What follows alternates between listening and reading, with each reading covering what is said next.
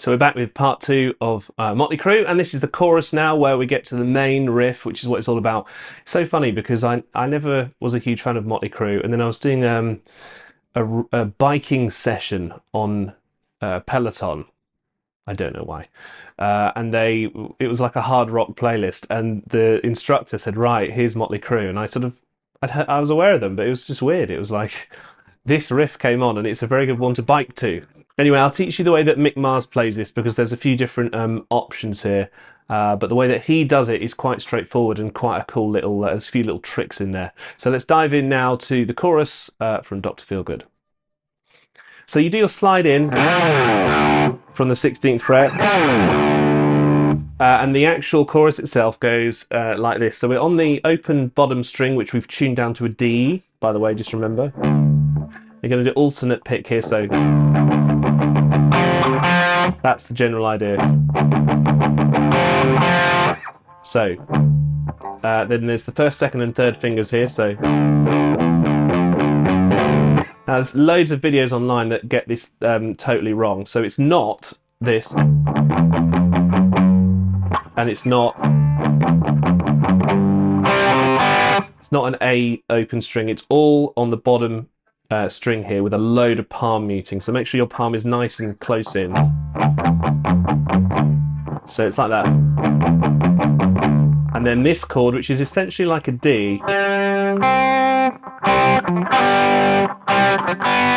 it's a down, then a down up.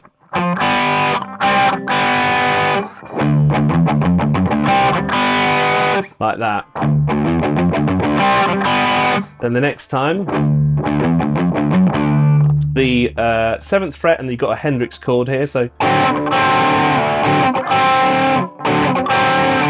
it needs to have loads of crunch. Now, some of the frets don't sound like they're fully released when you hear the riff around millions of times, so it's a little bit more messy than what I've just described.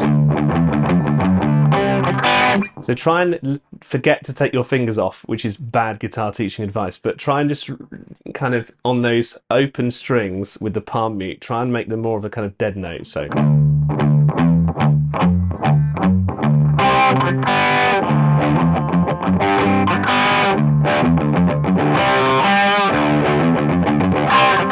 because on some occasions when the riff comes around, you can almost hear it like this.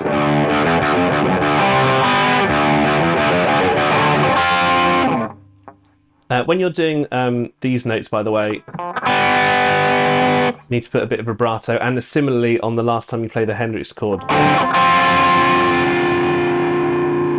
Quite significant vibrato when you're going for those. Now this riff comes around once you've mastered it a million times and is the absolute key of the song. So don't worry about spending quite some time trying to get the riff right.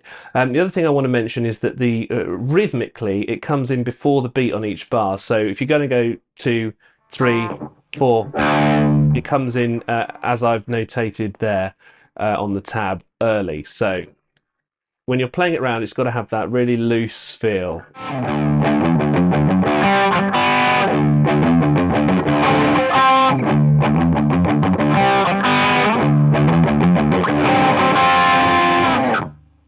So that's how you tackle the chorus section there. It's really, really cool, and like I say, just try and keep the vibrato going. Also, when you're doing these, this sort of D chord into an A, absolutely do not play this open string. Just sounds really wrong.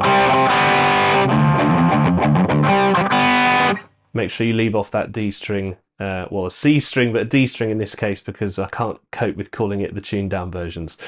So that is the chorus part, which is going to come round again later on, and then it's going to come round in a combination with the verse, which is pretty hilarious right at the end. But we'll get to that later. That's part two. That's how to play the chorus of Mötley Crüe. Thanks for watching this part, and we're going to crack on with the verse next, which is got probably the weirdest section in this whole get up here. It's really not how I would have expected to play it. Mick Mars does this very unusual thing with a power chord, which you just I don't get why. Well, I didn't get why until I looked into it. That's in part three. We'll check you out in the verse. See you then.